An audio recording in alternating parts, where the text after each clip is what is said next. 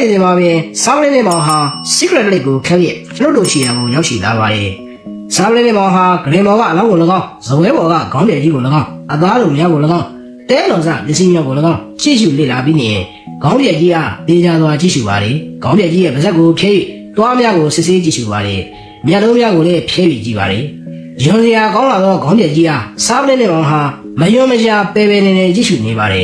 ကျွန်တော်ဟာသူ့အစားပြုတ်၍ပင်လာပါလေဘောရလာပေါ်မှာပသိမ်ကြီးဆောင်ပြီးရက်နေတဲ့မိန်းမလေးယောက်ရှိတယ်။ဟုတ်တယ်။သူ့လည်းကအကြီးလို့ခေါ်တယ်။တစ်ဆက်တော့သူ့ကိုခေါ်ခဲ့စမ်းပါလို့စားပလင်းနဲ့မောင်ကပြောဆိုရတဲ့ခေါင်းပြက်ကြီးရဲ့လုံကြီးကိုပြန်ရိပ်အုပ်ထားလိုက်ပါလေ။ကျွန်တော်လည်းစားပလင်းနဲ့မောင်ရဲ့စီခိုင်းပြတိုင်းတင်းမောဘော်ကဆေးရလာခဲ့ပြီးဘောရလာဘော်ကိုတွားရောက်ခါပသိမ်ကြီးဆောင်ပြီးရက်နေတော့မိန်းမလူထံချင်းပြတ်ခဲ့ပါလေ။အသက်အားဖြင့်အစိတ်ခံရှိပြီးကျွန်တော်တွေ့ဘူးသမျှမိန်းမတို့နဲ့ကြက်တည်ရှိပြီးလှပသောမိန်းမတို့စီးရဲမှာထိတ်ဆုံးလိုက်ပါဝင်တဲ့မိန်းမတို့ပဲဖြစ်ပါလေ။ကျွန်တော်လည်းဘုံမိမလေးကိုချင်းကြပြီးနေရင်အကြီးဆိုသူဟုတ်မဟုတ်မင်းများလေးရာဘုံမိမကအကြီးဖြစ်ကြောင်း၎င်းရဲ့ယောက်ျားဖြစ်သူကိုမိုးစိန်ကလာရောက်ကြိုးဆိုကြောင်းပြောပြရင်ကျွန်တော်ကတင်းမောဘော်ကိုလိုက်ခဲ့ရန်ဘုံမိမအားခေါ်ယူခဲ့ပါလေဘုံမိမဟာအလောင်းများရှိရာအခန်းဝါကိုရောက်ရင်အတွင်းကိုမဝင်သေးပဲ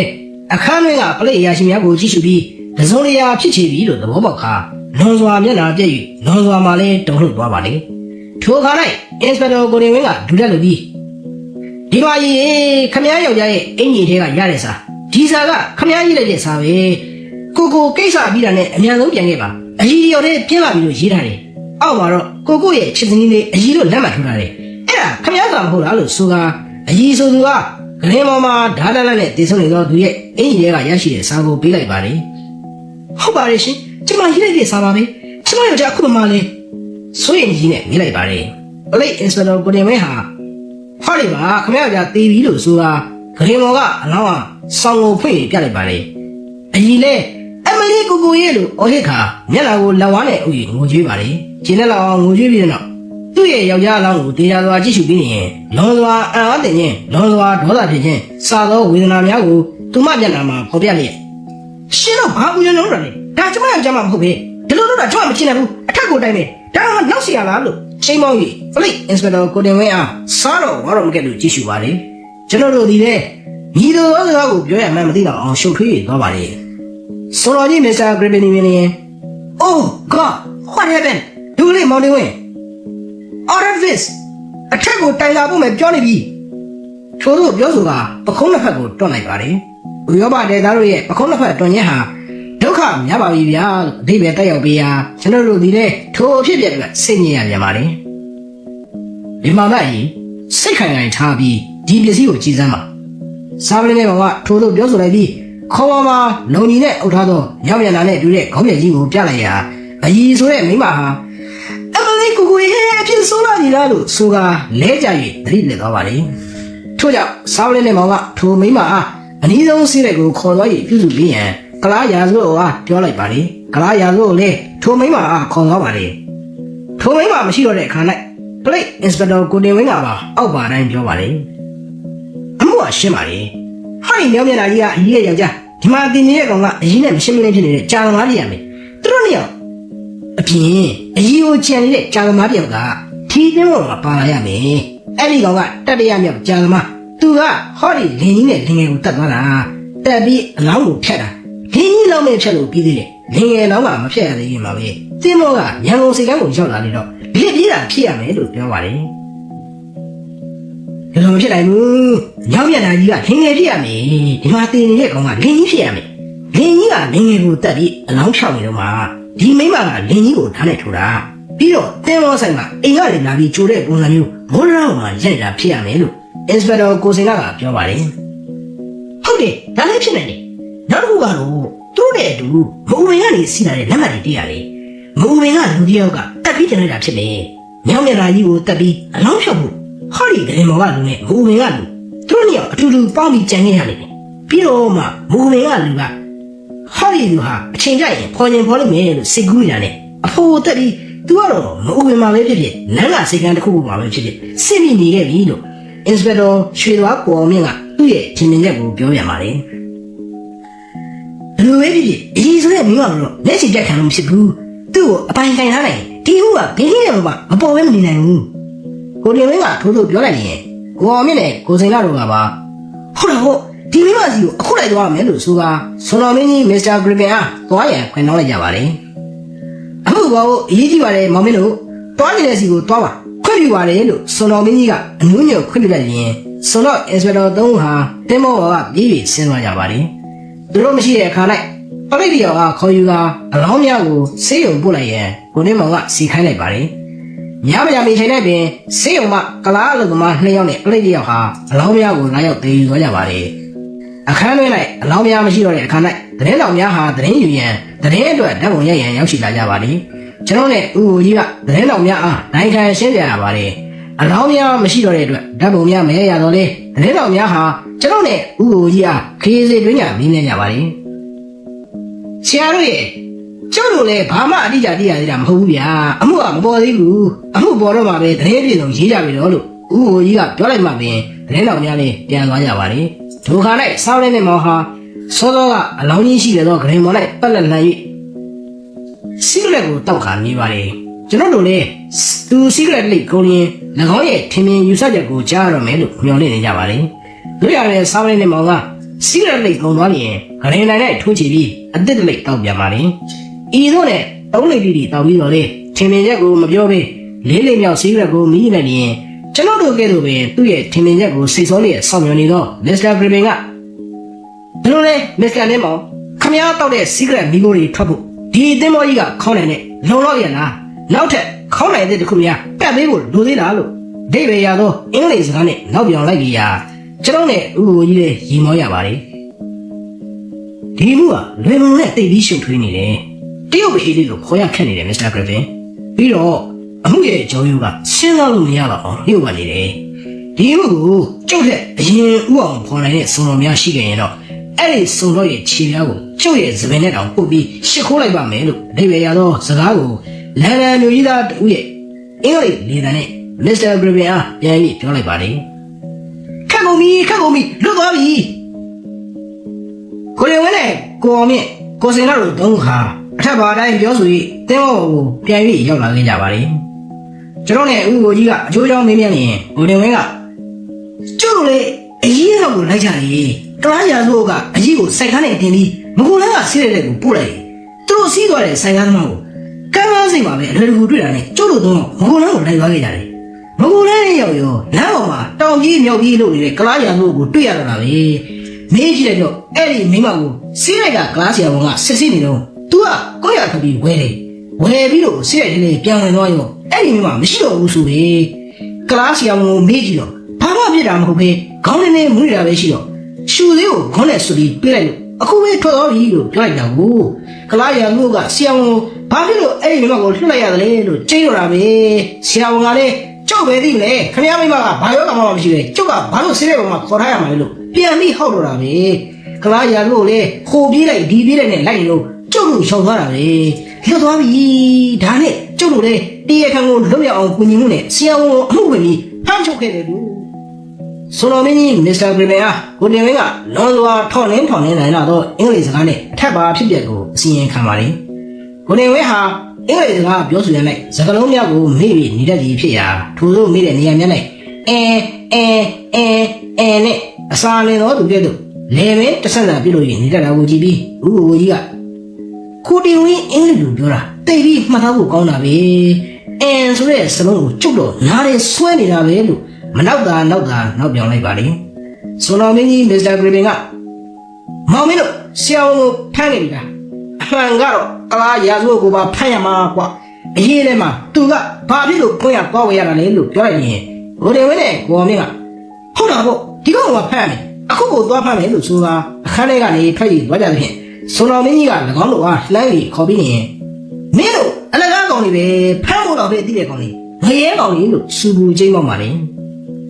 ဟုတ်ဘူးတင်အရေးတို့ရဲ့မိမကိုမိရင်အမှုကလုံးဝပေါ်ပြီလို့ကိုတင်ဝင်းကစောရကတက်လိုက်ပါလေကျွန်တော်တို့ရဲ့မိတ်ဆွေကြီးစောင်းလင်းနဲ့မောင်မမူဂရင်မော်လိုက်ပတ်လက်လန်ရဲ့စလိတ်တောင်နေရာကထပြီးအခန်းထဲကထွက်သွားကဘောရနာဘောကိုတွားရလိုက်ပြီးဗျာကျော်ရောင်းသောကလားလေးထံကဗျာကျော်တစ်ခုကိုဝယ်ယူစားတော့ရရှိတာကိုကျွန်တော်ရောဥက္ကုကြီးကမြင်တွေ့နေရပါတယ်မစ္စတာဂရစ်ပင်လည်းအခန်းထဲမှာကနေပြီးဘောရနာဘောကိုကြည့်လိုက်ရာဗျာကျော်ကလားလေးနဲ့ရင်းနှီးစွာလက်ဆောင်ကြရရှိသောစောင်းလင်းနဲ့မောင်ကိုမြင်နေရင် လိုလဲဟိစားမင်းနေမောင်ကအမှုအကြောင်းကိုဘေးချိတ်ထားပြီးတကယ်ဂျန်တမန်နဲ့စကားသွားပြောနေပါလားလို့ပြောလိုက်ပါတယ်စားမင်းနေမောင်ဟာဘယ်ရောကလားလေးရစကားပြောဆိုပြီးရင်ကလားလေးရဲ့ပခုံးကိုကန်ရက်တင်းမောကိုခေါ်လာပါတယ်ထို့ကြောင့်မစ္စတာဂရီဗင်ကသူ့ရဲ့ဂျန်တမန်နဲ့ငါတို့ကပါ introduce လုပ်ပြီးတော့မယ်တူတယ်ခေါ်လာပြီဟေးလို့ပြောပြန်ပါတယ်တခင်ရန်ကုန်မြို့မှာရှိတဲ့ကတ်တွေကိုအကြီးဆိုတဲ့မိမရဲ့ပုံစံကိုဖော်ပြပြီးရှာပေးဖို့အမိန့်ထုတ်ရင်ကောင်းမယ်ထင်တယ်လို့ကိုစင်ကမေးရဲ့အစီရင်ခံပါတယ်ဟုတ်ပါတယ်တခင်အဲ့ဒီမိမကိုမြင်အမှုပေါ်ပါပြီလို့လေကိုတင်ဝင်းကဝင်ပြောလိုက်ပါတယ်အဲ့ဒီမိမကိုတွေ့ရင်တကယ်ပဲဒီမှုပေါ်မှာလားလို့ဘယ်ဟာကျော်ကလားလေးနဲ့စားပလင်းနဲ့မောင်ကမေးလိုက်ပါတယ်တိတ်ပေါ်တာပေါ့ဗျာလို့ကိုတင်ဝင်းကပြန်ပြီးဖြေပါတယ်ဘလို့ဆိုရင်ဟောဒီကလားလေးကိုခေါ်တော့အဲ့ဒီမိမကတင်ကန်းညွန့်မှာနေတယ်အေးကိုဒီကလားလေးကိုပြခိုင်းလိုက်ကျွန်တော်ဟာအကြီးဆိုသောမိမညီလေးအရက်မှာနေတာကိုဘယ်ဟာကျော်ကလားလေးကပြနိုင်တယ်လို့ဆိုလိုက်ချင်းအတွက်လွန်စွာအံ့ဩမိပါတယ်ထို့သူကျွန်တော်တွေးပြီးမရအောင်ရှုပ်ထွေးသွားပါလေဟေးချုပ်ကအရင်လိုတည်သလားလို့ကိုတင်ဝင်းကမေးလိုက်ပါလေသိပါလေစားပလင်းဗရာဆက်ကကျွန်တော်အရင်မိမဘယ်သွားနောက်ကလိုက်သွားမယ်လို့မှားတဲ့အတွက်ဘရားကျော်ကိုလက်ဖေးဆိုင်မှာအပ်ပြီးလိုက်သွားပါလေကလားပလိတ်နဲ့အတူမကူလန်းစိတ်လိုက်ကိုသွားပါလေကလားပလိတ်ခွင့်ရတဲ့ကိုသွားပါလေအရင်မိမစိတ်လိုက်ကထွက်ပြီးဘတ်စကားနဲ့တခါလေးပြေးတယ်သူ့နောက်ကကျွန်တော်လိုက်တယ်တင်ကန်းညွန့်ကိုရောက်တယ်တင်ကန်းညွန့်မှာခြံကြီးမှာနေတယ်အော်ကိုလင်းမောင်ကငကိုလေးကစီစဉ်ထားခဲ့တာကိုလို့ဦးဟိုကြီးကပြောလိုက်ပါတယ်ဟုတ်တယ်ခင်ဗျားတို့တင်းမောကိုတက်ခဲ့တော့ကကျုပ်ကတင်းမောကလက်ဖေးထဲမှာကျန်နေပြီးလက်ဖေးတောက်နေတယ်အဲ့ဒီကနေမှဘောရတော်မှာရက်နေတဲ့အဲ့ဒီမိမကိုမသိင်္ဂါတာနဲ့ကျုပ်ဒီဘရားကျော်တဲ့ကလားလေးကိုခေါ်ပြီးသူဘယ်သွားနောက်ရောင်ခံပြီးလိုက်ကိုမှားထားခဲ့တာဒီလိုရန်ကုန်မြို့နေရာတော်တော်များများမှာရှိတဲ့ဈေးရောင်းတဲ့ကလားလေးတွေကကျုပ်ရဲ့မိတ်ဆွေတွေကျုပ်ရဲ့အထူးဆက်သားတွေပဲဘုကိုကြီးရဲ့ထို့သို့စားပလင်းနေမောင်ကရှင်းပြလိုက်ပါလေကဲဘယ်လိုကောင်းလဲအဲ့ဒီမိမကိုမိရင်အမှုပေါ်ပြီဆိုတဲ့ကောင်းလေးဘရားကျော်ရောင်းတဲ့စားပလင်းနေမောင်ရဲ့မိတ်ဆွေကိုခေါ်ပြီးအဲ့ဒီမိမစီတွားကြပါတော့လားအမိုက်တည့်ရဲ့လို့မစ္စတာဂရီဗင်ကပြောလိုက်ပါတယ်သူတို့ပြောရရာကိုတင်ဝင်းကိုစင်ကကိုအောင်မြင့်တို့ Plate Inspector တို့ဟာမြောက်မျက်နှာရှိသောလူကြီးရဲ့ကျင်ယာတထဇိမယာဖြစ်သူအကြီးဆိုသောမိမရဲ့နောက်ကိုဘရားကျော်ကလားလေးအားခေါ်၍လိုက်သွားကြပါတယ်ထို့သူတို့ထွက်သွားကြရင်စားပလင်းနေမောင်ဟာတင်မောစီကိုခေါ်၍အောက်ပါမိမများထုတ်ပါတယ်ဟောဒီအထူးမှမှာကဂရင်လုံးချထားတယ်ခီးတယ်လို့စီးမရှိတာပေါ့နော်စားပလင်းနေမောင်ကထိုးသူမေးလိုက်ပါတယ်ဟုတ်ကဲ့အဲ့ဒီခန်းကနှစ်ယောက်ခန်းမှာမနေ့ကဘယ်နိုင်မှာတင်မောကမူဝင်ကထွက်ခဲ့တာလေရရှိနိုင်ကြီးဒီမှာထွက်ခဲ့ပါလေအထူးကမှာခီးတယ်ဘယ်နှစ်ယောက်လိုက်ပါခဲ့တယ်တယောက်တည်းပါဗျာတင်မောတစ်စင်းလုံးကလူတွေကိုအမှတ်မိရင်နေရမယ်ဒီခန်းမှာလိုက်တဲ့သူကတော့တယောက်တည်းဆိုတော့ဒီခန်းကလူတော့မှတ်မိရမယ်ဒါမှမဟုတ်ရင်ဒီခန်းတွေလက်မှတ်လာပြီးဝယ်တဲ့သူကတော့မှတ်မိရမယ်ဟုတ်တယ်လားစီးကြီးလို့ပြောလိုက်တစ်ဆက်တည်းမှာပြင်စီဂရက်တော့ပါအောင်လို့ဆိုကစားပလင်းနေမောင်ဟာစီဂရက်ဘူးကိုထုတ်ပြီးတင်မောစီဟာစီဂရက်တဲပါလေတင်မောစီလည်းစားပလင်းနေမောင်ထံကစီဂရက်လေးကိုယူပြီးတောက်ပါလေကဲပါစီဂရက်တော့ရင်ပြောသမှာဟုတ်ဒီခန်းမှာစီးတဲ့သူရဲ့နာမည်ကိုသိရမလားအသက်ခံရတဲ့သူကလားမသိဘူးခင်ဗျဒါဖြစ်ရင်ဒီခန်းတွေလက်မှတ်လာပြီးဝယ်တဲ့သူကတော့ခင်ဗျသိမှာပေါ့မသိဘူးခင်ဗျခမရဒီခန်းလေးကိုရောက်ခဲ့သေးတယ်ဆိုတာချုပ်တည်တယ်ဟောဟိုတော့ကခုံမော်တော်ထိုင်နေသေးတယ်ပြီးတော့ဟောဒီတေသူရဲ့ဂရင်ချင်းကိုလာခဲ့တယ်ပြီးတော့ဂရင်ခေါင်းရင်ဘက်ကိုသွားခဲ့တယ်ခမရဘာပြောရင်သေးတယ်စားပလင်းနေမောင်ကထိုးထိုးပြောလိုက်ရင်တင်မောစီကြီးဟာလွန်စွာတုံလို့ချော်ချလိုက်ရဲ့ဒီလိုပါခမရဒီခန်းတွေတင်မောလက်မှတ်လာပြီးဝယ်တော့ကကျွန်တော်လည်းသိတယ်မအူမျိုးကရှင့်ကြီးဥပဒါဆိုတော့ကလာပြီးဝယ်တာပါကျွန်တော်လည်းအလုံးမအားတာနဲ့သူ့ဟန်းကိုမလာမိခဲ့ပါဘူးမနေ့9နာရီလောက်မှာတောင်ဝင်ကြတော့တင်မောခဏရက်ပါတယ်အဲ့ဒီမှာစီရင်းတို့ကောင်းချင်းမောင်တို့လှေနဲ့လာပြီးရောင်းကြပါတယ်ကျွန်တော်ကကောင်းချင်းမောင်နဲ့ငါးကြော်ဝေးပြီးရှင့်ကြီးအဲ့ဒီလိုရှိသေးတယ်ဒါနဲ့စိုးစိုးကဆရာပြောသလိုပါပဲကိုတော့ကခုံဝါထိုင်ပြီးနှိုးပဲစောင့်နေပါတယ်တခါမစောင့်နေတာနဲ့ချင်းကနေပြီး6ကိုလှုပ်ပြီးနှိုးပါတယ်မရတာနဲ့အဲ့ဒါကဆောင်းကိုဖွင့်ကြည့်တော့လာရှင့်ကြီးမဟုတ်ဘူးဗျဘယ်ကလူမှမသိဘူးတေးနေတာကိုရေမဘောကဓာကြီးတန်းလာတော့မမြင်ဘူးလားမှောင်လေးနေသေးရဲ့ဗျအာယုံတက်ခါသာပဲရှိသေးတာကိုပြီးတော့ကျွန်တော်ရဲ့မျက်နှာကိုလည်းကြည့်အောင်ခင်ဗျာလို့ဆိုကလွန်စွာထူလဲလွန်းတော့မှန်မလို့မရတက်ဆင်ထားတဲ့သူ့ရဲ့မျက်နှာကိုပြပါလေတေးရဲ့မျက်နှာကိုမင်းရှင်နဲ့ချီပြီးကြည့်တော့မှပဲရှ ရှင်းနေမှုမှသိရပါလေရှင်ဘက်ဘောကတမြောင်ရုပ်လည်းတွေ့ရပါတယ်ဆရာလို့တင်မောစီကြီးကတလားဝယ်ကောင်းသောလီတန်နဲ့ပြောပါတယ်မျက်စိမုံတာဘူးဒါနဲ့အစင်းကြီးကိုမေးရအောင်မယ်ရှင်းနေဥပဒါဟာတင်မောလက်မှတ်ကိုဝယ်တာတော့သိကြပါတယ်နော်သိကြပါတယ်ဆရာဒီတင်မောနဲ့လိုက်လာတာကိုမြင်ရလားဒါတော့မမြင်ဘူးခင်ဗျသူလက်မှတ်ဝယ်တယ်ဆိုတော့သူလိုက်မှာပဲလို့ထင်မိတာပါပဲအဲ့လိုထင်မိလို့လေကောင်းရင်မောင်းသွားပြီးချွေးတာပါဆရာကြီးကဲသွားနိုင်ပါပြီလို့စာပလင်းလေးမောင်ကတင်မောစီကြီးအားပြန်လှုပ်လိုက်ပါတယ်စီလို့ကတော့ကိုနဲ့မောင်နဲ့မလို့သာပေါ့ဗျာကိုတင်ဝင်းတို့ကိုအောင်မြင့်တို့နေတာဆိုရင်တော့အချုပ်ခန်းနဲ့ရောက်ရသေးရဲ့ဗျာလို့ဦးကိုကြီးကပြောလိုက်ပါတယ်ကျတို့ရဲ့စိတ်ထဲမှာတင်မောစီကြီးဟာအခင်းဖြစ်သွားသောအခန်းလေးကိုရောက်ရှိတာအခန်းတော်ကလထိုင်၌ထိုင်ခဲ့ပုံတင်ရဲ့ဂရင်ချင်းချင်းမှာရက်ခဲ့ပုံတဖန်ဂရင်ကောင်းချင်းမှာရက်ခဲ့ပုံတို့ကစာပလင်းလေးမောင်ကသိနေညီတို့မိဘုံသိနိုင်ပေသည်လို့စဉ်းစားမိနေပါတယ်တင်မောစီဒီခန်းကိုရောက်ခဲ့တယ်ဆိုတာခင်ဗျဘလို့သိနေတာလဲလို့ဦးကိုကြီးကကျွန်တော်သိလို့တဲ့မိဘုံကိုမေးလိုက်ရာစာပလင်းလေးမောင်ကသူ့ရဲ့ကိုရင်းကြီးတွေကခါးစည်းလည်းမှာကျိုးလျက်ရှိသောမိကျဆန်ကလေးများကိုဦးကိုကြီးရဲ့လက်ဝါးပေါ်ကိုပုံချပေးလိုက်ပြီးအဲ့ဒီမိကျဆန်ကျိုးလေးတွေကိုဟိုးတော့မှငါတို့ဂရင်ချင်းဘက်မှာ၈ခုခေါင်းရင်းဘက်မှာတစ်ခုတွေ့ရတယ်တချို့ကမိကျဆန်ကိုမင်းကြီးဖို့အတွက်သာမဟုတ်ပဲအပြင်းပြေချိုးရတဲ့အကျင့်ရှိတယ်ဗျဒီဟာလေးတွေကိုတွေ့ရတော့သင်းမောပေါ်မှာရှောက်ပြီးလေ့လာကြည့်တာတင်မောစီရဲ့အခန်းထဲမှာမိကျဆန်အကျိုးတွေမနှဲပါဘူးဗျာသူ့မှာအဲ့လိုခြင်းမျိုးရှိတယ်စကူကိုကြီးရဲ့မစ္စတာဂရီဗင်ဟာအမှုအကြောင်းလိုက်ပါဝင်ပြောဆိုခြင်းမရှိတော့လေအများဆုံးပေါ်ပေါက်အောင်ဆောင်ရွက်ပေးပါမည်အကြောင်းစာပလင်းနဲ့မောင်ဟာအနုညွတ်တောင်းပန်ပြီးနေအင်းစင်စီအန်ဒီကိုပြန်သွားပါတယ်ထိုအခါ၌မြောက်မြတ်တာနဲ့ခေါင်းပြည့်ကြီးအကြောင်းကို၎င်းရင်ဝမှာဓာတ်တလက်နဲ့တည်ဆုံးရရှိသောသူရဲ့အကြောင်းကို၎င်းမြောက်မြတ်တာရှိသောသူ့ရဲ့ဇနီးအကြီးဆိုတဲ့မိမချောလေးရဲ့အကြောင်းကို၎င်းအချောက်တိုင်အဖမ်းခံရသောမဟိုလန်းမှာကလားစီယမန်တို့ရဲ့အကြောင်းကို၎င်းကျွန်ုပ်နဲ့ဦးကိုကြီးကပြောဆိုလျက်ဆောင်းရင်းနဲ့မောင်ကမူတစုံတရာကိုလေးလေးနက်နက်စဉ်းစားရင်ထိုအခန်းလေးထဲမှာအချိန်ကြာမြင့်စွာနေထိုင်နေကြပြီးတဲ့နောက်ထွက်၍လာခဲ့ကြပါလေဘောရရာကိုရောက်နေရင်စားပလင်းနဲ့မောင်ကကျွန်တို့ဟာအောက်ပါမှတ်သားဝယ်ရာကောင်းတဲ့စကားကိုဆိုပါလေတရားခံတော့အမှုလုံအောင်မှတ်ပါလေပေါ်အောင်ဖော်နိုင်မှုကတော့ကျုပ်တို့ရဲ့တာဝန်ပဲဗျ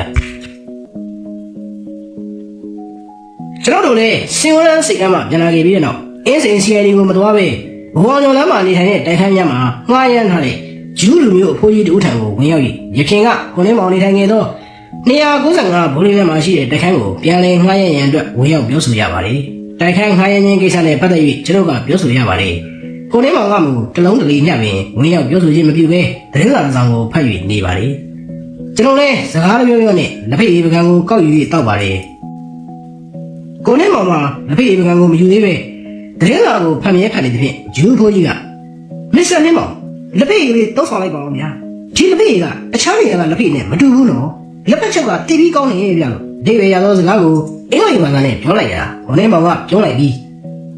ရန်ကုန်မြို့မှာနံပါတ်105မောင်ခိုင်လန်းကဂွမ်ဘီကုမ္ပဏီ61ကုန်လယ်လန်းကမြင့်ဘရာသာ64စင်ဝရန်းကလျောင်ဟုံကုမ္ပဏီနံပါတ်8 16လန်းက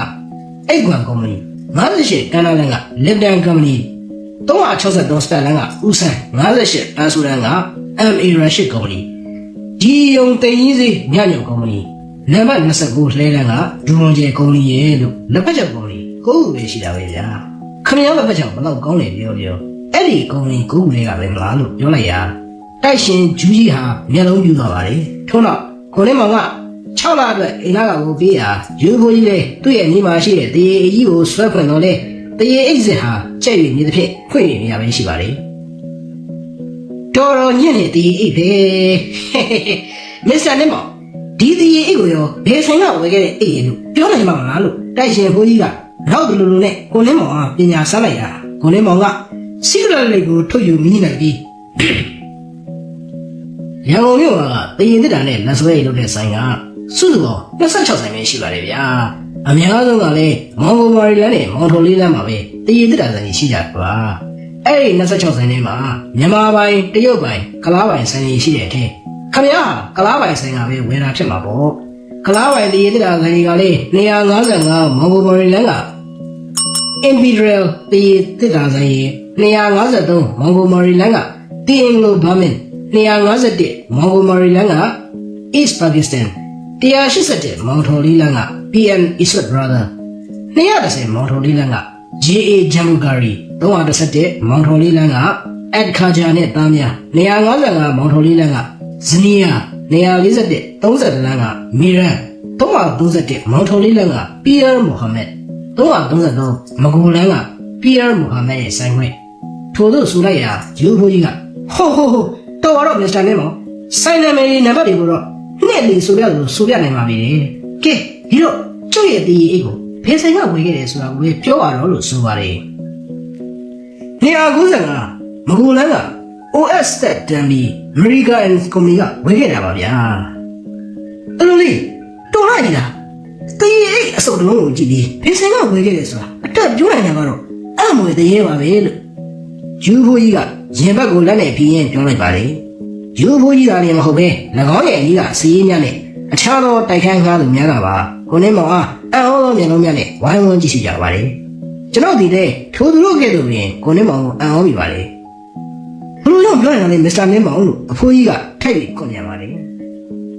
အဲ့ဒီဒီဇိုင်းဘေးနားကတိုက်ဟာခမရတိုက်ပဲမလားအဲ့ဒီတိုက်ကိုတွားရင်လမ်းကြုံလာနဲ့ခမရဝယ်လာတာဖြစ်ရမှာပေါ့ဘလို့လေးဗျာမကူလန်းကတိုက်ဟာကျုပ်ရဲ့တိုက်ဆိုတာတော့ခမရသိနေတယ်နော်လို့ဂျူးဖိုးကြီးကအံ့ဩစွာပြောပြန်ပါတယ်ကိုနေမောင်ကမူစီးရက်ကိုခွာရင်မခုံးမခံပြောလိုက်ပြီးတဲ့နောက်ကျုပ်သိတာလေအကုန်ပြောလိုက်ရင်ခမရခံနိုင်မှာမဟုတ်ဘူးလို့ဆိုလိုက်ရင်ဂျူးဖိုးကြီးကပြောပါလေခံနိုင်ပါလေပြောတာပြောပါလို့ဆိုလိုက်ရာခမရပြင်မှာပွေးတွေရှိနေတာတော့ကျုပ်သိတယ်အလိုလေးလောကကြီးမှာဘာမှညှို့ဝထားလို့မရတော့ပါလားမစ္စတာနေမောင်အားလုံးကိုသိနေပြီကိုဘလို့လုပ်ပြီးသိတာလဲဗျာဟောဟိုကြွက်လျှောက်တန်းမောင်ကပွေးသေးကလေးရင်ခမရဖင်ကိုခဏကုန်နေတာရဲ့ပေါင်းဆက်လိုက်ရင်ခမရဖင်မှာပွေးရှိတယ်ဆိုတာကျုပ်သိနိုင်ပါလေတော်ပါပြီလေမစ္စတာနေမောင်လို့ချီးကျူးပြောဆိုလိုက်ပါလေထိုအချိန်နဲ့ပြင်ဂျူးဖိုးကြီးရဲ့မော်တော်ကားဒရိုင်ဘာလေးနိုင်မြူဆိုင်ကဝယ်လာသောဂါလန်ကွက်တစ်လုံးကိုဂျူးဖိုးကြီးကပေးပါလေ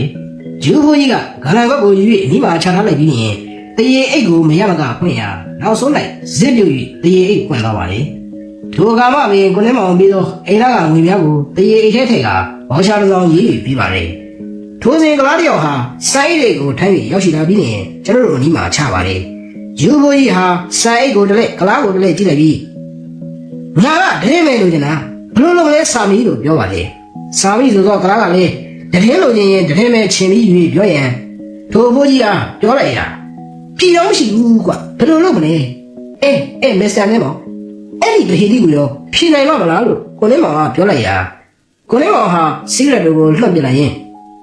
ကျုပ်တွေ့ဘူးမြဂျူးတွေထဲမှာတော့ခမရညံထိုင်းလုံးဂျူးပဲဒါတော့များဗဟိတိလို့ဗျာစဘာတင်းကတဲမှန်ဆိုရင်46ပေါင်လေးတယ်စံတင်းက85ပေါင်လေးတယ်လို့ပြောလိုက်ပါလေအဲ့ဒီဟုတ်ပါပြီချင်းမို့ပြည်တော်မရှိလို့ချင်းမို့ချင်းကလေးမရှိဘူးကတ်တော့လည်းမရှိဘူးအဲ့ဒါကြောင့်ဗဟိတိဖြစ်နေတာပေါ့အဲ့ဒါကြောင့်ခမရဟာဂျူးတွေထဲမှာညံထိုင်းလုံးဂျူးပါလို့ပြောတာပေါ့ဗျာမသေးမချင်းမှတ်ထားဂါလန်ကွက်နဲ့6ကွက်ကစံတင်းမယ်ရေဆိုရင်တော့10ပေါင်လေးတယ်စံကြတော့6ပေါင်ထက်နည်းနည်းပဲပိုတယ်ခမည်းမသိတာဘာများရှိသေးတယ်မစ္စတာနေမောင်လို့ပြောဆိုတာအိမ်ငန်းတော်ကိုပေးလိုက်ပါလေကျွန်တော်တို့လည်း295ဘုန်းလန်းစီကိုထွက်လာခဲ့ကြပါလေထိုအခန်းကိုရောက်ရင်အလုံကျန်းလုံသောကလားလေးတယောက်အားခေါ်၍မုံမိုးတစ်ချက်ပြီးကအခန်းကိုအမိုက်ရှင်းခိုင်းရပါလေဒီခန်းကတော့ရှင်းရပြန်ပြီနေအိုဘယ်တော့အဖို့ခံအောင်လည်းမဆူနိုင်ဘူးလို့ကျွန်တော်ကပြောလိုက်ရာခေါင်းလေးမောင်ကအတိတ်ပဲပါပြောလိုက်ပါလေခေါင်းလေးမောင်အတွက်အိမ်ငန်းများရှင်းလင်းကနေရာချပြီးတဲ့နောက်ကျွန်တော်တို့ဟာအစားအသောက်တစ်ခုစားတော့ရန်အတွက် Grand Hotel ကိုတွားရောက်ကြပါလေ။ Hotel ကိုရောက်နေရင်ကြောင်ကြကြဇဝဲနိုင်နေရာယူတဲ့ထမင်းဟင်းနေရာများကိုမှာယူထားပြီးရင်နှစ်ယောက်သားစကားလက်ဆောင်ကြနေကြပါလေ။အားရှိကိုနေမှာအမှုကလွဲပါမလား။လွဲတော့သိပြီလွဲလာဘူးအဲ့ဒီတော်တော်လေးရှုပ်လို့ရှိတယ်။တော့ပဲရှုပ်ပါဗျာ။နောက်ဆုံးတော့ပြေခံကိုအိုက်စီကလက်ထိတ်ခတ်လိုက်နေတာကြီးပဲမလား။ဒီလိုလေးကိုယ့်ဘက်ကကြီးအပိုင်တွက်ထားလို့မဖြစ်သေးဘူးဗျ။ထိုအချိန်မှာဇွဲတို့တယောက်ဟာကျွန်တော်ထံကိုရောက်လာပြီးနေဆရာတို့ထဲမှာဆောင်းလင်းနေမောင်ဆိုတာပါပါလားလို့မေးမြန်းပါလေကိုလေးမောင်ကခေါင်းကိုညှိပြလျင်ဇွဲတို့ကအောက်ထက်ကလူတယောက်ကလာပြီးပြေးသွားတာလို့ဆိုတာစိုင်းတွေထုတ်ပေးပါလေကိုလေးမောင်လည်းစိုင်းကိုရွေးဖောက်ခါစိုင်းရဲကစာရွက်ကိုဆွဲထုတ်ရဖတ်ကြည့်ပြီးတဲ့နောက်ထိုစာရွက်အားကျွန်တော်ရဲ့လက်ကိုကပ်လိုက်တဲ့ကျွန်တော်လည်းဖတ်ကြည့်လိုက်ရာအောက်ပါတိုင်းတွေ့ရပါလေမိတ်ဆွေဆောင်းလင်းနေမောင်စီအန်ကတခါရဲထွက်လာလိုက်ပါထပ်မယ်ဆိုရင်ခမရတောင်းတာငွေကိုပေးမယ် မထွက်လဲနေရင်တော့ခမရအတွက်ကံကြမ္မာစုကြီးကြာရောက်လာလိမ့်မယ်တစ်ဖက်ကခမရအလိုရှိသလားမလို့တခြားတစ်ဖက်ကကြမ္မာစုတေချာစဉ်းစားပါအားတော့နာပါရဲ့ဗျာကျုပ်တို့မြန်မာလူမျိုးတွေကမြန်မာစကားကိုဂါဂါနာနာမသိတဲ့သူတွေကများပြီးတော့ကြမ္မာစုဆိုတဲ့စကားရဲ့အဓိပ္ပာယ်ကိုတိတိကျကျနားလည်အောင်ဒီစာရွက်ရဲ့နောက်ကျောဘက်မှာရှင်းပြထားပါလေမတထောင်တကောင်ပွားကျွန်တော်လည်းစာရွက်ရဲ့အနောက်ဘက်မှာကြမ္မာစုဆိုတဲ့စကားရဲ့အဓိပ္ပာယ်ကိုဖွင့်ဆိုထားတယ်ဆိုသဖြင့်စာရွက်အနောက်ဘက်ကိုလှန်ကြည့်လိုက်ပြန်ရာအောက်ပါတိုင်းတွေ့ရပြန်ပါလေကြမ္မာစု32ပါးရှိပါတယ်စာမလဲနံပါတ်1စူးရှိသောဂျင်းနဲ့ရိုက်ခြင်းနံပါတ်2စူးမရှိသောဂျင်းနဲ့ရိုက်ခြင်းနံပါတ်3ဒုတ်တူဖြင့်ရိုက်ခြင်းနံပါတ်4လက်ကိုဖြတ်ခြင်းနံပါတ်5ခြေကိုဖြတ်ခြင်းနံပါတ်6နားကိုဖြတ်ခြင်းနံပါတ်9နှာခေါင်းကိုဖြတ်ခြင်းနံပါတ်10နားနှာခေါင်းကိုဖြတ်ခြင်းနံပါတ်9ဦးခေါင်းကိုခွာ၍တိုင်ရည်ဘူးလောင်းခြင်းနံပါတ်10သပင်အားလုံးကိုနှုတ်၍ခေါင်းကိုကြောက်နေပုတ်ခြင်းနံပါတ်17ပါးစပ်ထဲမှာမီးထွန်းခြင်းမျက်နှာကိုပဲ့ကွက်ဖြင့်ခုတ်ခြင်းနံပါတ်12တကူလုံးကိုရေနံစီအဝတ်နဲ့ပတ်ပြီးမီးရှို့ခြင်းနံပါတ်13လေမင်းကနေဖနောက်ထိအရေကိုခွာခြင်းနံပါတ်14လက်ကိုရေနံစီအဝတ်နဲ့ပတ်ပြီးမီးရှို့ခြင်းနံပါတ်15လက်ကနေအရေကိုခါးထိခွာထားခြင်းခါးအရေကိုဖနောက်ထိခွာထားခြင်းနံပါတ်16တန်ချေခြင်းခတ်ပြီးလေးဘက်သွားစေခြင်းထို့သို့သွားနေစဉ်ကြောပေါ်၌မီးရှို့ခြင်းနံပါတ်19နှစ်ဖက်အသွားရှိသောဝမ်းရည်နဲ့အသားကိုခြေခြင်းနံပါတ်18တကိုယ်လုံးမှာရှိသောအသားတွေကိုငါးမူးစီဝိုင်းအောင်ဖဲ့ပြီးထုတ်ခြင်းနံပါတ်19တကိုယ်လုံးကိုဓာတ်နဲ့မွန်ပြီး brush နဲ့စားရည်ဆိုပြီးပုတ်ခြင်းနံပါတ်20ခေါင်းတစ်ဖက်ကမြေကြီးမှာကပ်ပြီးနှခင်ကတန်ချောင်းကိုမြေမှာဆွဲရည်ရိုက်ခြင်းရိုက်ပြီးနေရင်နိုင်လက်တံကဲ့သို့ကိုလှည့်ခြင်းနံပါတ်21အပေါ်ကအရေအသားများကိုမထိခိုက်စေဘဲအတွင်းကအယိုးတွေကြီးစီစီညံ့ညံ့ကြေအောင်ထူခြင်းနံပါတ်22စီဘူးနဲ့လောင်းခြင်းနံပါတ်23အစာငတ်သောခွေးစိုးများကိုကိုက်စေခြင်းနံပါတ်24တကြင်ရှို၍မသိမရှင်ထားခြင်းနံပါတ်25လေမင်းကိုဓာတ်နဲ့ဖြတ်ခြင်းနံပါတ်26တန်ချောင်းကိုမီးဖုတ်ပြီးလက်ဝဲလက်မှာဆိုင်ခြင်းနံပါတ်29တန်ချောင်းကိုမီးဖုတ်ပြီးလက်ရလက်မှာဆိုင်ခြင်းနံပါတ်28တန်ချောင်းကိုမီးဖုတ်ပြီးလက်ဝဲခြေမှာဆိုင်ခြင်းနံပါတ်29တန်ချောင်းကိုမီးဖုတ်ပြီးလက်ရခြေမှာဆိုင်ခြင်းနံပါတ်30တန်ချောင်းကိုမီးဖုတ်ပြီးရင်ဝမှာဆိုင်ခြင်းနံပါတ်31ဓမ္မနဲ့တကိုယ်လုံးကိုခုတ်ခြင်းနံပါတ်32အဲ့ကိုပေါက်စိန်တို့နဲ့တည်ပြီးတကယ်လို့တကိုယ်လုံးကိုရွေခြင်းကျွန်တော်ဟာကျမစိုးဆိုတဲ့စကားကိုကြားဘူးတော့လေအမှန်စင်စစ်အဖြစ်ယခုကဲ့သို့အရေးအတွက်နဲ့တကွတိတိကျကျမသိခဲ့ကြောင်းဝန်ခံရပြီထို့အပြင်ကံကြမ္မာစိုးဆိုတဲ့စကားကိုတိတိကျကျသိရှိရတဲ့အခါ၌ကြက်သိမ်းများပင်ထားမိပါလေအရှိကြောက်เสียပါလားဗျာလို့ကျွန်တော်ကစိုးရင်ကြီးပြောလိုက်နေရင်ခုနေ့မှပြောလိုက်ရဲ့မဟာနတ်ပြည်ပါဠိတော်နဲ့အင်္ဂုတ္တပါဠိတော်မှာပါတဲ့ကံကြမ္မာ32ပါးကိုရေးပြထားတာပါဗျာအမှန်ကတော့အဲ့ဒီထဲကတခုခုကြာရောက်ရင်ပဲလူကသေတော့ပါပြီကျုံလည်းမသိပါဘူးဗျာကျမငင်းနေကျမလုံးနေကျမဖန်နေပြောဆိုသုံးလုံးနေတာပါပဲအတိအကျသိရတော့ကျုပ်တို့တွေ့ကြရတဲ့ကျမဆိုတာတကယ်ကျမမှမဟုတ်ပဲတချင်းတွေမှာရေးသားနဲ့ခွဲတာတော့ကိုကျမလုံးဝင်တယ်လို့ရေးထားတဲ့တချင်းတော့ရှိသေးတယ်ဗျမှားလားဗျာအနုပညာဆိုတော့တင်လောခွင့်တဲ့ရာမျိုးမဟုတ်လားဗျာမှားတယ်လို့တော့ဘယ်ဆိုနိုင်မှာလဲရေးသားတဲ့တကယ်ခွဲရတဲ့သူကလေတကယ်ကိုပူဆက်ပူလောင်ကြီးခံလာရှာမလားဗျကိုနေမောင်ကကိုရများရှိလို့လားဗျမဟုတ်ပါဘူးဗျာခံစားမှုတွေတွေကိုကြည်ပြီးခံရတာပါတလွဲတော့မထင်ပါနဲ့ဗျာကြောက်စီပါလေဗျာခင်ဗျာဒီဘက်မှာတော့တကယ်ကိုငဲပြီးပါပဲကြီးမှမဲတော့မပြောတတ်ဘူးလို့ပြောလိုက်ရအင်းဒီကောင်းလာတော့ကိုနေမောင်ဟာဟဲ့ပဲရီမပါလေထိုချိန်၌ကျွန်တော်တို့မာယူထားသောစားတော်များလည်းရောက်ရှိလာသဖြင့်ကျွန်တော်တို့ဟာမင်းချက်စွာစားတော်ကြပါလေ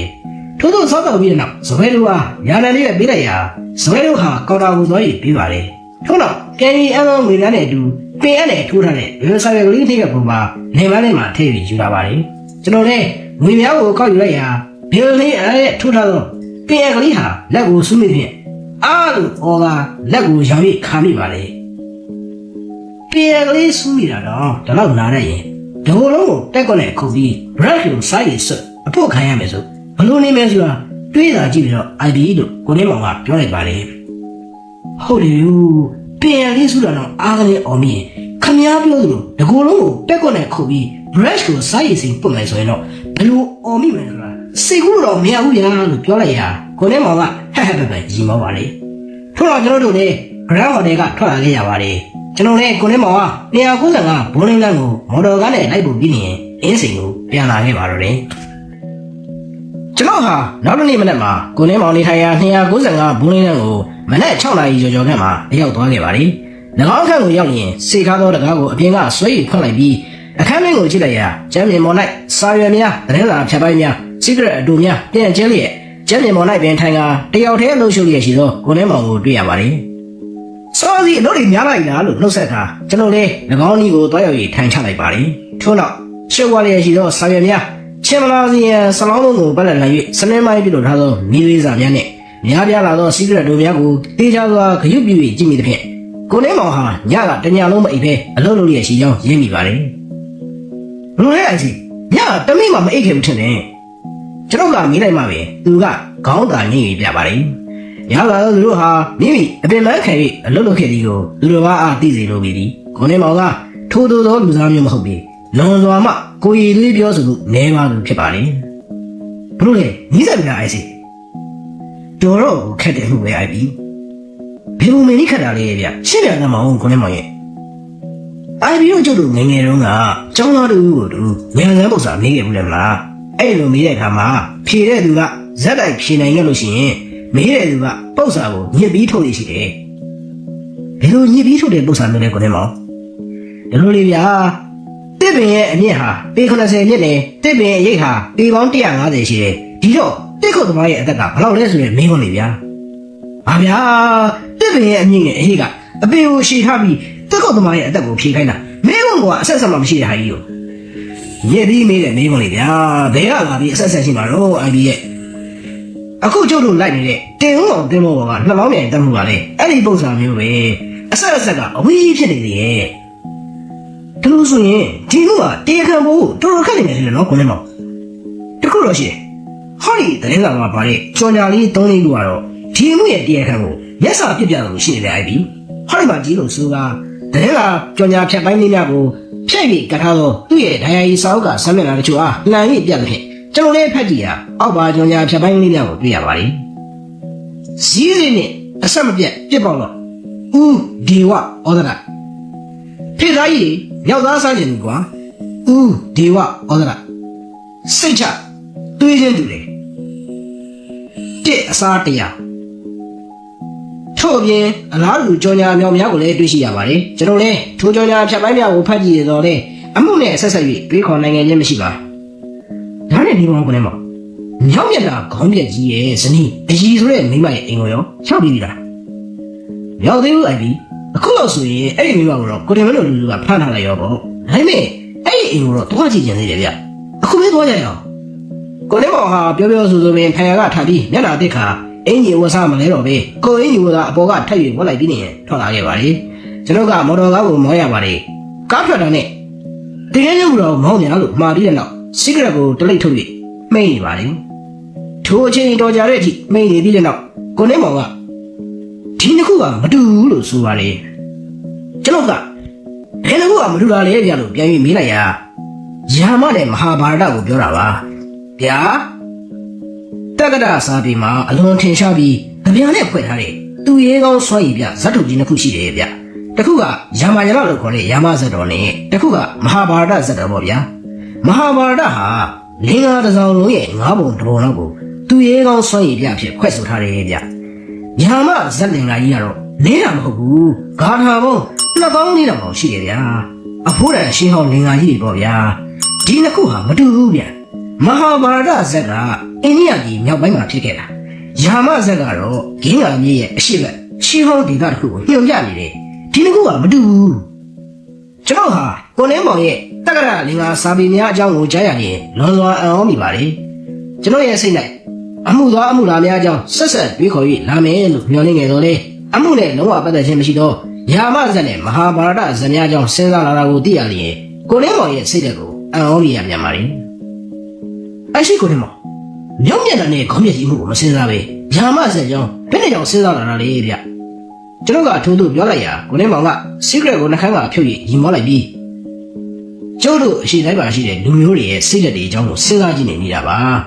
အဲ့ဒီကနေသူရဲကောင်းတွေရဲ့အကြောင်းကိုကြောက်သွားတယ်ဗျအဲ့ဒီသူရဲကောင်းတွေက ကာဝယ်ပေးခဲ့တဲ့တိုင်းပြည်တွေအကြောင်းအဲ့ဒီတိုင်းပြည်တွေမှာအမွေဖြစ်ကြံခဲ့တဲ့အနုတ္တခုမှပညာတွေပြီးတော့ကလက်ရာတွေစာပေလင်္ကာတွေအကြောင်းကိုရောက်သွားတာဘူးဗျ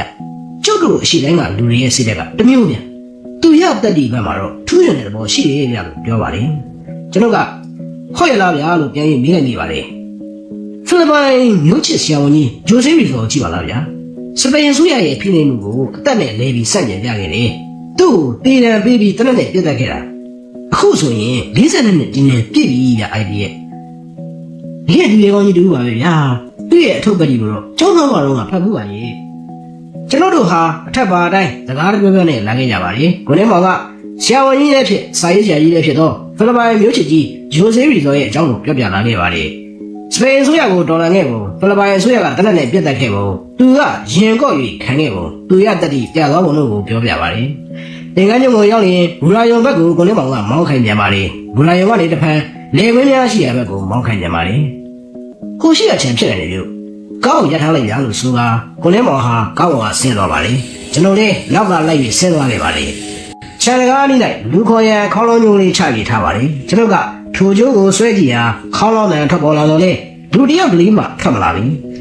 ကိုနေမောင်ဟာခြံကားကိုကြော်တတ်တဲ့ဖြင့်ကျွန်တော်လည်းနောက်ကလိုက်ပြီးတက်ရပါလေသူကလည်းတဖန်အိမ်ကားကြီးစီကိုတွားကြတဲ့ဖြင့်ကျွန်တော်ကလည်းသူ့နောက်ကလိုက်ရပြန်ပါလေအိမ်ကားကြီးမှာလည်းတောက်ခတ်ထားစီကိုတွေ့ရတဲ့ဖြင့်ကိုနေမောင်ဟာတကားကိုကိုလုံးနဲ့တိုက်ပြီးဖွင့်လိုက်ပါလေတကားပွင့်သွားရင်ကိုနေမောင်ကရှေ့ကနေဝင်သွားပါလ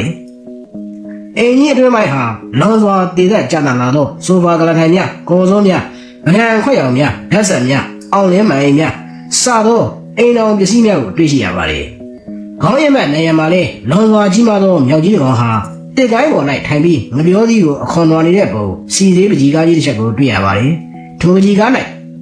နောက်ဆုံးတွင်ဤဝါမီကြီးကိုမြောက်များကြီးဆိုးနေပြီဟူသောရည်ရကောင်းတဲ့ဆောင်းပုဒ်တစ်ခုကိုရေးသားထားပါလေပကြီးဆရာရဲ့လက်မှတ်မပါတော့လေကိုနေမောင်ရဲ့အဆိုအရနတ်တော်တန်စီကပကြီးဆရာတူရဲ့လက်ရာဖြစ်နိုင်မယ်လို့ဆိုပါလေထိုပကြီးကားဟာအသည့်ချက်ကြီးဖြစ်ပေရာထိုအချက်ဒီပင်တဲလွန်စတစ်ခုဖြစ်နိုင်ကြောင်းကျွန်တော်သဘောပေါက်မိပါလေထို့တော့အခန်းထဲကိုလက်လေကြည့်ရှုပြန်ရာတန့်ပြန်လာသောအိတ်ခမ်း၌ဂရင်မှုရာစတဲ့အိတ်ခမ်းပစ္စည်းအကောင်းစားများနဲ့မိမများဖီးလင်းပြင်းစသောမှန်နေပုံတစ်ခုပြင်အဝတ်စားတဲ့သောဗီယိုကြီးကိုပါတွေ့ရပါလေထမင်းစားကနိုင်မှုလွန်စွာကြီးမားသောထမင်းစပွဲကြီးနဲ့ခံကွက်များကိုတွေ့ရပါလေထမင်းစပွဲနဲ့ဦးတွေကိုခံမှန်းရတာတော့အနည်းဆုံးလူ6ယောက်9ယောက်လောက်နေတဲ့အိမ်နဲ့မျိုးခေါ်နေမောင်ကထိုးထိုးပြောထားပါလေနိုင်ရလိုက်မှုမီးသွေးကလေးနဲ့ကလေးတူရေးချထားသောခြေရာများကိုတွေ့ရပါတယ်ကိုနေမောင်ကထိုခြေရာများကိုတေးကြစွာကြည့်ရှုပါတယ်ကျွန်တော်ဟာထိုခြေရာများကိုကြည့်ရှုပြီးအဲ့ဒီကလေးတယောက်လေးရှိနေမယ်ဗျာလို့ပြောဆိုရကိုနေမောင်ကကလေးတယောက်ရဲ့လက်ရာမဖြစ်နိုင်ဘူးဗျာလူကြီးတယောက်ရဲ့လက်ရာဖြစ်နိုင်တယ်လို့ပြောဆိုပါတယ်ကိုနေမောင်ဟာနိုင်ငံပေါ်ကခြေရာများကိုစာရွက်တရက်ပေါ်မှာလိုက်လံ၍ရေးကူးပါတယ်အလုံးစုံရေးကူးပြီးတဲ့အခါ၌အောက်ပါတိုင်းတွေ့ရပါတယ်ထိုစာများမှာတနေရာထဲမှာရေးထားသည်မဟုတ်ပေဟိုတလုံးဒီတလုံးရေးချထားကြတာဖြစ်ပါလေကိုနေမောင်ကအထက်ပါအတိုင်းရေးကူး၍စူးစီးလိုက်ခြင်းဖြစ်ပါလေတလုံးစီတွေ့ရင်တော့စာလို့ထင်နေရမရှိဘူးအိုက်ပြီစူးစီးလိုက်တော့လေစာတစ်မျိုးဖြစ်နေတယ်ဆိုတာသိကြပါလေလို့ကိုနေမောင်ကစီးရက်တော်ရင်ပြောလိုက်ပါလေစာပြတာတော့ဟုတ်ပါပြီဗျာအဖေကဘာလဲလဲလို့ကျွန်တော်ကမေးပြန်ပါလေအခုတော့မပြောနိုင်သေးဘူးဗျာလက်ပြန်မနဲ့ကြရင်တော့ဒီစာရဲ့အဓိပ္ပာယ်ကိုပြောနိုင်ပါပါအိုက်ပြီလို့ကိုနေမောင်ကပြန်ပြီးဖြေပါလေထို့တော့ကိုနေမောင်ဟာနိုင်ရဲ့အောက်ခြေတမန်သတင်းမောင်၌ဒူးထောက်ရတစုံတရာကိုစူးစိုက်လေ့လာကြည့်ရှုပါလေတမန်သတင်းနဲ့နိုင်ရဲ့တောက်ပေါ်မှာဖုံဖုံကလေးများကိုလည်းစက်ကူနဲ့ကော်ယူပြီးပရင်းမောင်နဲ့ကြည့်ရှုမြန်ပါလေထို့သောကြည့်ရှုပြီးတဲ့နောက်မိကိုအောက်ကိုငုံကြည့်လိုက်ပြီးရင်အမလေးအိုင်ဘီရဲ့ကျုပ်ကဟော်ရီဖုံဖုံထဲမှာနိုင်ဘောကမီးလေးနဲ့ရေးတော့ကမီးလေးမုံလေးတွေများကြာနေမလားလို့ကြည့်နေတာဗျခုတော့မလို့တော့ဘူးဟောဟိုကြောင်ရင်နဲ့မီးကိုရမှရှိတဲ့မီးလေးကိုယူလိုက်ပြီးတော့မီးလေးရဲ့ထိတ်ကလေးကတုံးနေနေမယ်အဲ့ဒီမီးလေးနဲ့ရေးထားတာပဲဟောဟိုနိုင်ရအစွန်ကနောက်ဆုံးစလုံးကိုရေးပြီးမီးလေးကိုမီးကိုလည်းလှမ်းပြလိုက်တာမီးကိုလည်းမရောက်ခဲမီးကိုနဲ့ကြောင်ရင်ရောက်တွားကြတာဗျာလို့ကိုနေမောင်ကပြောလိုက်တဲ့ဖြင့်ကျွန်တော်လည်းထိုမီးလေးကိုတွားရောက်ကောက်ယူကြည့်ရှုရာကိုနေမောင်ပြောတဲ့ကဲ့သို့ထိတ်များတုံးနေပါလေကိုနေမောင်ဟာအိမ်ထဲ၌တဲတော်သားရပဲပစ္စည်းချို့ကိုကောက်ယူကြည့်ရှုပြန်ပါတယ်ထို့နောက်မီးကိုနဲ့ကပ်လျက်တန်တိုင်းများနဲ့အချုပ်ခန်းတစ်ခုပြုလုပ်ခါတော့ပိတ်ထားတဲ့အခန်းအားတော့ကိုရိုက်ချိုး၍အခန်းထဲကိုဝင်ရောက်ကြည့်ရှုမြန်ပါလေအခန်းရဲ့တစ်ဖက်၌ဗရင်းမောင်တော့ပိတ်၍ထားတဲ့ဖြင့်ထိုဗရင်းမောင်ကိုပါဖွင့်ကြည့်ရာဗရင်းမောင်တန်တိုင်းနှချောင်းကိုကွေးနေတာတွေ့ရပါလေထို့အတူက ထိုအခန်းတွေ့လိုက်တဲ့တာမကန်များတစ်ချက်ဒိုင်ရီကွက်တစ်လုံးဖျောင်းနိုင်အတူအဆများနဲ့ဖဲကြံများကိုတွေ့ရပါတယ်ထိုအခန်းတကားအနည်းနဲ့ခွေးရည်ဘူးလေးတစ်လုံးကိုကျွန်တော်သတိပြုမိပါတယ်အဘိဟောဒီတာမကန်များမှာကတ်နေတဲ့ထမင်းစီကလေးတွေရဲ့အမှားပြုတ်ကိုခံမှန်းလိုက်ရင်ဒီအခန်းထဲမှာပြီးခဲ့တဲ့3-4ရက်လောက်ကလူတယောက်ဖမ်းဆီးချုပ်နှောင်ထားခဲ့တယ်ဆိုတာသိကြတယ်ဗျပြီးတော့အခန်းအပြင်ဘက်ကခွေးရည်ဘူးကလေးဟာအချုပ်ခံရတဲ့သူကိုစောင့်ရတဲ့အဆောက်ထိုင်ခဲ့တဲ့ခွေးရည်ဘူးကလေးတို့ခံမှန်းနိုင်တယ်ပြီးတော့ဟိုဘက်ကမလဲမောက်တန်တိုင်းလေးကိုးပြီးအချုပ်ခံရတဲ့သူကထွက်ပြေးလွတ်မြောက်သွားတဲ့ပုံရတယ်လို့ကိုနေမောင်ကပြောလိုက်ပါတယ်ဖဲချက်ဒီနဲ့ပြောနေပြီလားရောဗျာလို့ကျွန်တော်ကမေးလိုက်မိပါတယ်အဲ့ဒါစဉ်းစားနေတာပဲအချုပ်ခန်းတွေကလူကအဲ့ဒီဖဲချက်ကိုအသုံးပြုပြီးထွက်ပြေးကိုကြံခဲ့တယ်ထင်တယ်အဆောင်ကြတဲ့သူနဲ့အချုပ်ခန်းတွေကလူကဖဲကားကြတယ်ပုံလေအလင်းရောင်ကောင်းကောင်းမရလို့ဖျောင်းနိုင်ထုံးပြီးကစားနေကြတယ်ထင်တယ်ဗျထို့လို့ဆိုလိုက်ပြီးကိုနေမောင်ဟာဖဲနဲ့ဖဲတို့ကိုကောက်ယူကြည့်ရှုပါလေထို့နောက်ဖဲကြံများကိုစူးစီးလိုက်ပြီးတဲ့နောက်ရှေ့ကိုဖဲတို့ချလိုက်ပါလေကဲချိုးလိုက်စမ်းအိုက်ပြီဒီညနေသာထမင်းကြော်ကြွေးကြီးကိုမရိုက်ကြည့်အောင်သူကထို့လို့ဆိုတဲ့ဖြင့်ကျွန်တော်လည်းဖဲတို့ကိုချိုးပေးလိုက်ပါလေကိုနေမောင်ကဖဲကို3ရက်စီဝေလိုက်ပါလေကျွန်တော်ရရှိတဲ့ဖဲ3ရက်ကိုလှန်ကြည့်လိုက်ရာကလား3အောင်ကြနေတဲ့ဖြင့်ကိုနေမောင်ဒီညတော့အကျုပ်ကိုကျွေးရပြီလို့ပြောလိုက်ရာကိုနေမောင်ကတစ်ဖဲ3ရက်ကိုလှန်ပြပါလေထို့နောက်9လက်နဲ့ဇက်တိုက်ကစားပြန်ရာကိုနေမောင်နဲ့9လက်သလုံးနိုင်ပါလေအိုင်ပြီကျွန်တော်တော့မဟုတ်ဘူးယောခမရကလည်းညံ့ကြောင်းတိုင်းချိုးမိနေတာကလည်းတချောင်းဖဲလူကူကလည်းဟောဒီအခန်းထဲမှာနေခဲ့တဲ့သူကလက်ချက်စီးဆင်ပြခဲ့တာကလည်းတချောင်းပဲလို့ပြောတာဖဲလူကူပတ်လက်နိုင်၍ကျွန်တော်အားဖဲစင်ပုံပြပါလေကိုနေမောင်ကနေရာတကာမှာနှံ့တဲ့သူဖြစ်ပါလေဖဲကစားခြင်းဖဲလည်းညင်းလို့မှာသူ့အနေနဲ့လုံးဝမသက်ဆိုင်တော့လေထိုအလုပ်ကိုပင်နားလည်၍နေပါလေကိုနေမောင်ဟာအဝေးတကားမှာရှိတဲ့တန်တိုင်များကိုတရားစွာကြည့်ရှုပြီးတဲ့နောက်တန်တိုင်တစ်တိုင်းမှာ6ကန်နေတော့သွေးစာတွင်းနာများကိုတွေ့မြင်ရရင်ကျွန်တော်အားပြပြီးအချုပ်ခန်းလေးကလူကအဆောင်ရဲ့ခေါင်းကိုဟင်းကနေလှမ်းဆွဲပြီးတော့တန်တိုင်နဲ့စောင့်လိုက်တာဗျဆိုပါလေထို့နောက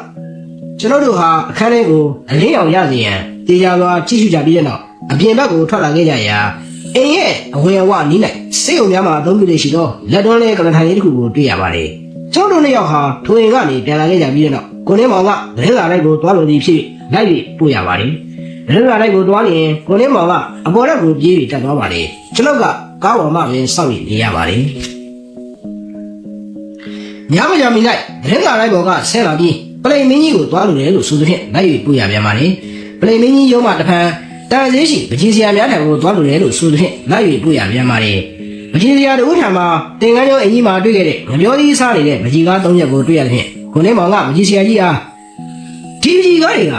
ကအော်ရာလာပေးထားတာလားလို့မေးလိုက်ရပကြီးစရာကြီးကမဟုတ်ရကြောင်းသူ့ဘာသာသဘောကျပြီးရေးထားခြင်းဖြစ်ကြောင်းလူတော်များများလေးသဘောကျပြီးဝယ်ယူသွားတယ်ကြောင်းပြောပါတယ်ကိုနေမောင်ကတင်ကန်းကျောင်းမှာဤပကြီးကားမျိုးတစ်ချက်ဝယ်သွားသူကိုသိပါသလားလို့မေးမြန်းပြန်ရာပကြီးစရာကြီးကမသိကြောင်းဝယ်သူများအားလိပ်စာမေးခြင်းနာမည်မေးခြင်းမပြုခဲ့ကြောင်းပြောပါတယ်ကိုနေမောင်ကဆက်လက်မေးမြန်းခြင်းမပြုတော့ဘဲထိုပကြီးစရာကြီးခြံမှထွက်လာခဲ့ပြီးအင်းစိန်စီယန်ဒီကိုပို့ခိုင်းတဲ့ဖြင့်ပို့ပေးရပြန်ပါတယ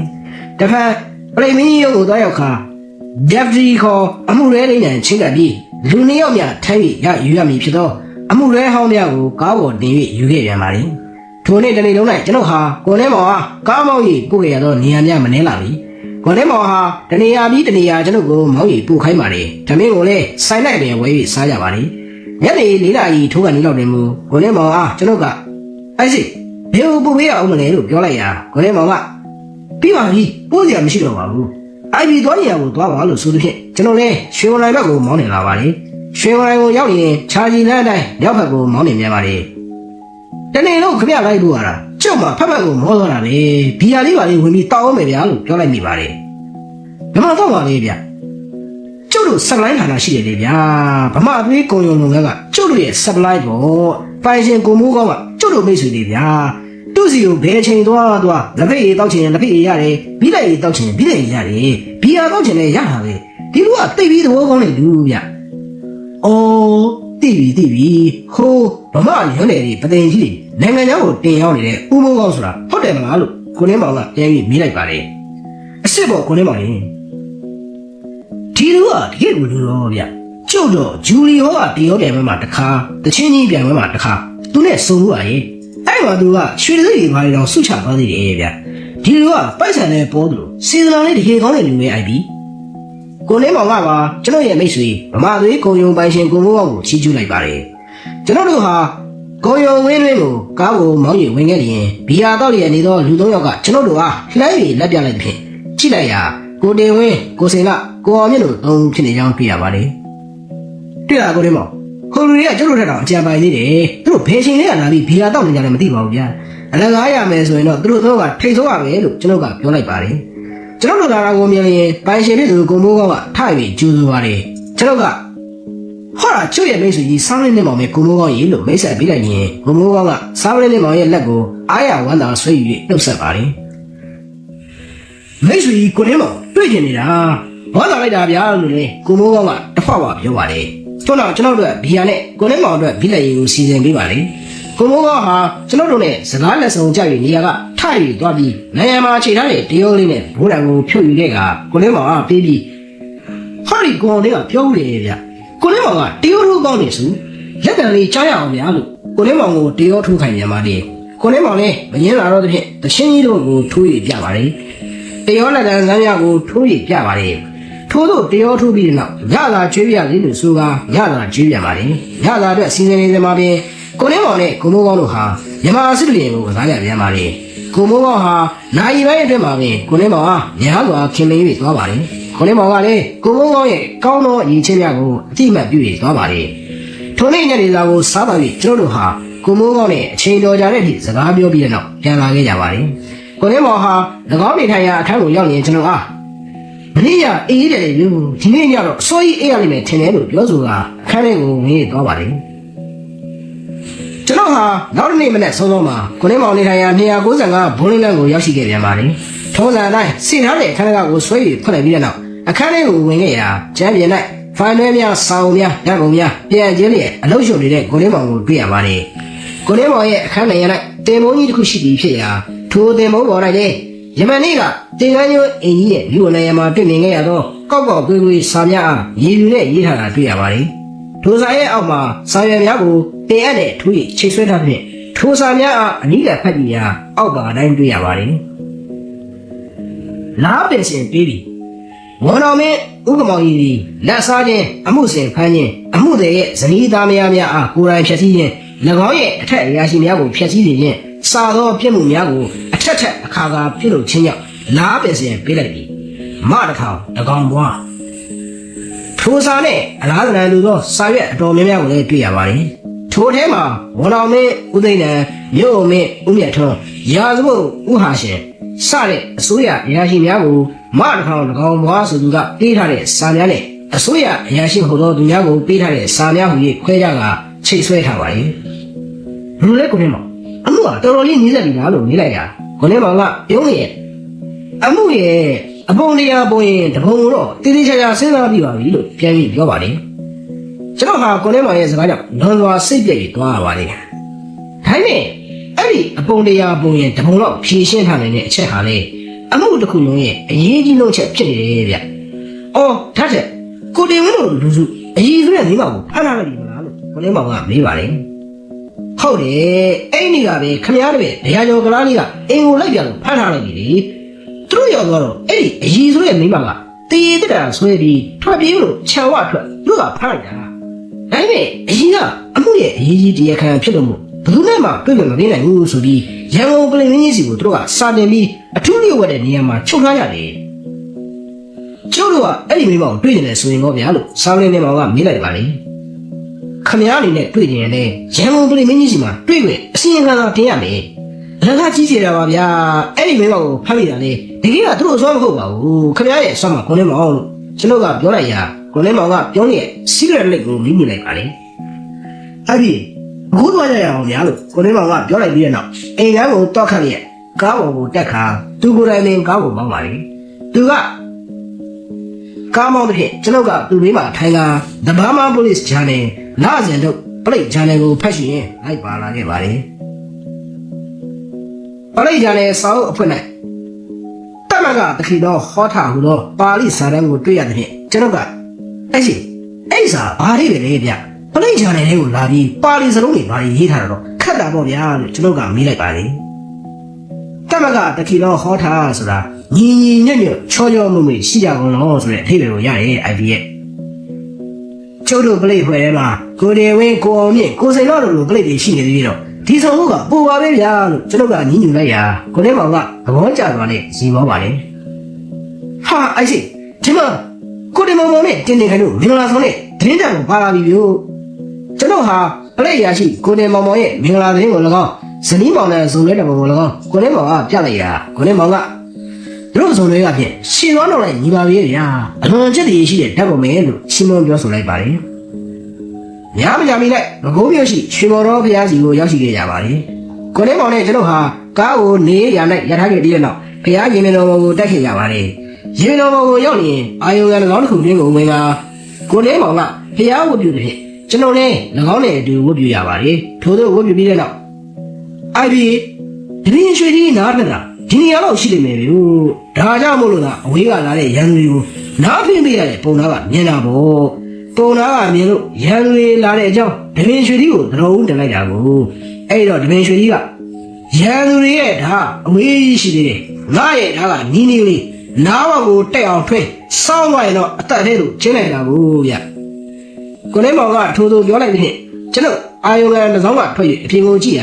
ခက်လန်းလန်းမှလင်ဝင်းများကိုတွေ့ရပါတယ်ထိုအချိန်၌စောင်းလေးနဲ့မောင်ကစာရွက်ရဲ့ပေါ်မှာကောက်ကောက်ဝေးဝေးစာတချို့ကိုခဲတယ်နဲ့အောက်ပါတိုင်းရေးချပြီးကျွန်တော်လက်ကိုအပ်လိုက်ခါအဲ့ဒီစာကိုဟိုစီရထဲမှာထိုင်းနေတဲ့ရက်စစ်ကိုတွားပြပြပါပြီးတော့ဒီကိုခေါ်လာခဲ့ပါလို့ဆိုပြီးကျွန်တော်လည်းထိုစာကိုယူအခြားစီရတစ်ခုကိုတွားရောက်ခဲ့ပါတယ်ကျွန်တော်ဟာဇေယျဆောင်ပေါ်ကိုတက်ပြီးသွားပြီးတဲ့နောက်လူသုံးလေးယောက်ဒီမှာထိုင်ပြီးဗလီစိန်နေတော့ရသေးကြီးဟာကိုလေးမောင်ပေးတဲ့စာရွက်ကိုပေးလိုက်ရင်ရသေးကြီးလည်းစာကိုဖွင့်ဖတ်ပြီးတဲ့နောက်ဒီမှာလေစောင့်လိုက်ရတာလို့ဆိုတာကျွန်တော်ရဲ့နောက်ကိုလိုက်ပါလာခဲ့ပါတယ်ကိုလေးမောင်ရှိရာဇေယျကိုရောက်ရင်ကိုလေးမောင်ကရသေးကြီးကအကြီးမမလေးလို့မေးရကိုလေးမောင်ကအကြီးတော့မရှိဘူးရသေးကြီးအငိုပဲရှိတယ်စောင့်လေးနဲ့မောင်လားကျုပ်ပဲလို့ဆိုတာရသေးကြီးရဲ့ညိုကြီးအား၆နဲ့ကန်လိုက်ရာရသေးကြီးလည်းလဲကြသွားပါလေအဲ့ဒီအပြင်ခဏကြည့်ပေးထားကြမှာအပြင်လူတွေမြင်သွားရင်ရသေးကိုကျုပ်တို့ကနှိမ့်ဆက်နေတယ်ထင်နေဦးမယ်အမှန်တော့ဒီကောင်ကရသေးအစ်မဟုတ်ပါဘူးနာမည်ကြီးတမျှကောင်းတော့မဲလုံးဆိုတာသူပဲလို့ပြောတဲ့ဖြင့်ကြည့်ရှုရပါလေထိုအချိန်နဲ့ကိုလေးမောင်ဟာမဲလုံးရဲ့မျက်နှာကို3-4ချက်ခန့်လောက်ဝါးနဲ့ရိုက်လိုက်ပြီးတဲ့နောက်မင်းကုန်းများထုတ်ပါလေမဲလုံးကလည်းခေါင်းခါလိုက်ခေါင်းညင်လိုက်လုပ်ပြီးဖြေဆိုပါလေကိုလေးမောင်ဟာမဲလုံးဟာအချိန်တော်ကြာတဲ့အထိမေးမြန်းပြီးတဲ့နောက်ကျွန်တော်အားခေါ်ယူတာ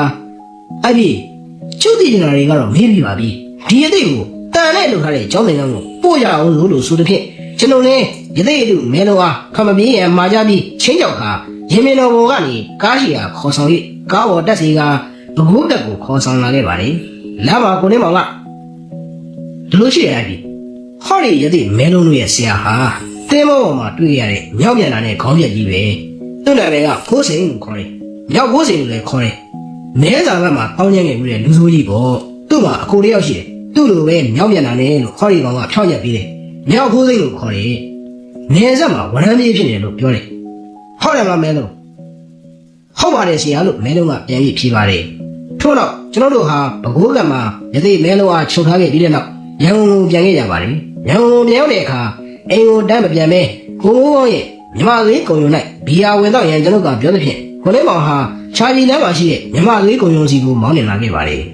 ကိုမိုးကောင်းရဲ့မြမသေးကုံယုံ၌ညီသည့်အချိန်ကရောက်ရှိနေသည်မသိတော့ကိုတင်ဝင်းကိုအောင်မြင့်နဲ့ကိုစင်တော်တို့သုံးဦးပြင်ဥကိုကြီးကိုပါဘီယာတော့လျက်တွေ့ရပါတယ်ကျွန်တော်လည်းထိုသူတို့ရဲ့ဘီယာဝိုင်းကိုဝင်ဘီယာတော့ပါတယ်ကိုလေးမောင်ကလို့အရက်တော်သူမဟုတ်တဲ့ဖြင့်ကိုမိုးကောင်းကဒီလိုက်ရင်းနဲ့အခမ်းပါတယ်ကျွန်တော်တို့ရောက်ရှိပြီးများမကြောင်ညီပါပင်ကိုမိုးကောင်းရဲ့မိတ်ဆွေများဖြစ်သောလှဲကူးမြို့ပိုင်းတန်လင်မတရားသူကြီးဝါကမမဝန်တော့စသူတို့ရောက်ရှိလာကြပါတယ်ထိုရာရှိများနဲ့ကျွန်တော်တို့ဆိုတော်များဟာတောင်းရင်စားရင်အလုပ်ကိုင်များကြောင်းပြောဆိုနေကြပါတယ်ကိုလေးမောင်နဲ့ကိုမိုးကောင်းတို့မှမူမြမအလုပ်ဝေကြောင်များကြောင်းပြောဆိုနေကြပါတယ်ည9နာရီကျော်ကျော်ကမှကိုလေးမောင်နဲ့ကျွန်တော်ဥကိုကြီးတို့ဟာကိုမိုးကောင်းထံကပြန်ခဲ့ကြပါတယ်